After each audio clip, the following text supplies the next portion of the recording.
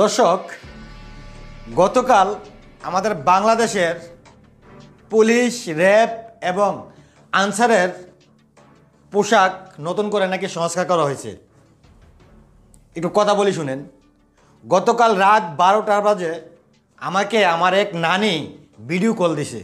আমি চিন্তা করলাম হঠাৎ করে আমার নানি এত রাত্রে ভিডিও কল দিল, ঘটনা বুঝতে পারলাম না। জিজ্ঞেস করলাম নানি কী অবস্থা, তখন নানি আমাকে বলে, আরে নাতি পরে কথা হবে, আগে বল এই পোশাকের ডিজাইনটা কে করছে।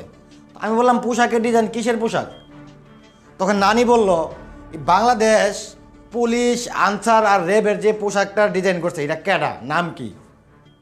আমি তো অবাক। তখন আমাকে ভিডিও করে দেখাইতেছে যে দেখ পোশাকগুলো, এই পোশাকগুলো। তো আসলে কথা হয়েছে কি, তখন আমি নানিকে বললাম যে না, আমি তো জানি না এটা কে ডিজাইন করছে বা কারা, তো এটা নিয়ে তোমার মাথা ব্যথা কেন? তখন নানি বলল, নাতি এই পোশাকগুলো তো আমার চয়েস হয় নাই।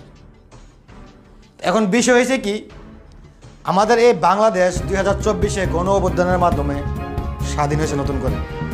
আমরা চাই, সবাই চাই বাংলাদেশ সংস্কার হোক, কিন্তু আমরা এরকম সংস্কার চাই না যেই সংস্কার দেখে 75 বছর বয়সী নানি তার নাতিকে রাতের 12টা বাজে ভিডিও কল দিয়ে মজা নেবে, হাস্যকরভাবে কথা বলবে।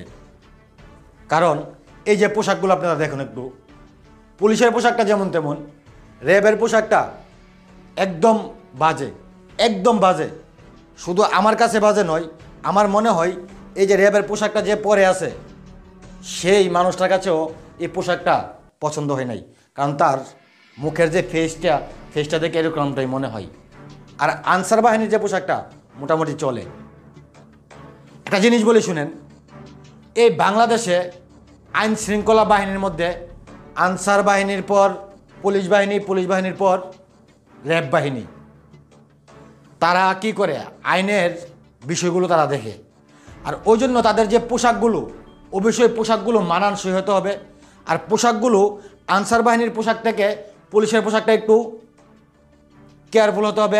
পুলিশের পোশাক থেকে এই র্যাবের যে পোশাকটা এটা আরও শক্তিশালী হতে হবে। কারণ আমাদের বাংলাদেশে না, শুধু প্রত্যেকটা কান্ট্রির মধ্যেই মানুষের পোশাকের উপর বিবেচনা করা হয় তার পেশা। যদি একটা মানুষ বুট, প্যান্ট, টাই, কোট পরে থাকে, তাকে শিক্ষিত বলা হয়।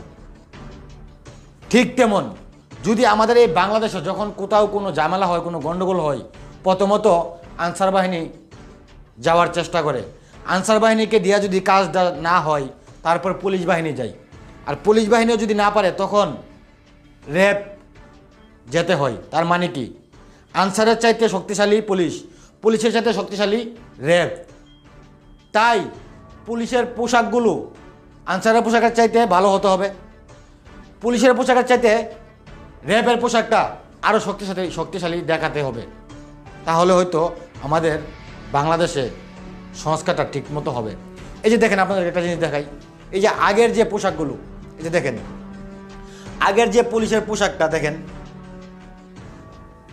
ভালো ছিল। আগের যে র্যাবের পোশাকটা একটা ভয়ঙ্কর ভয়ঙ্কর ভাব মনে হতো।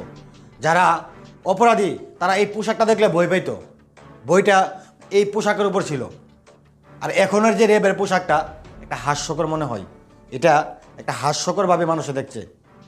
আর আনসারের যে পোশাকটা মোটামুটি এখন ঠিক আছে, চলে। কিন্তু আমরা চাই আমাদের এই বাংলাদেশটা সংস্কার হোক, কিন্তু আমরা চাই না যে 75 বছরের নাতিকে রাত 12টা বাজে ফোন দিয়ে হাস্যকরভাবে মজা করুক। কারণ এই পোশাকটা নিয়ে রীতিমতো এখন হাস্যকর। এই পোশাকটা নিয়ে সবাই এখন কথা বলছে হাস্যকর, আর কথা বলতে হবে। কারণ এই এখন বাংলাদেশ স্বাধীন। আর স্বাধীন দেশে যদি আপনাদের প্রত্যেকটা মানুষের মতামত প্রকাশ করতে না পারেন, তাহলে আর কখন প্রকাশ করবেন? আর আপনাদেরকে প্রকাশ করা উচিত, প্রকাশ করতে হবে। কারণ আমাদের এই বাংলাদেশের আইন শৃঙ্খলা বাহিনী মধ্যে এই 3টা বাহিনী, আনসার বাহিনী, পুলিশ বাহিনী, র্যাব বাহিনী।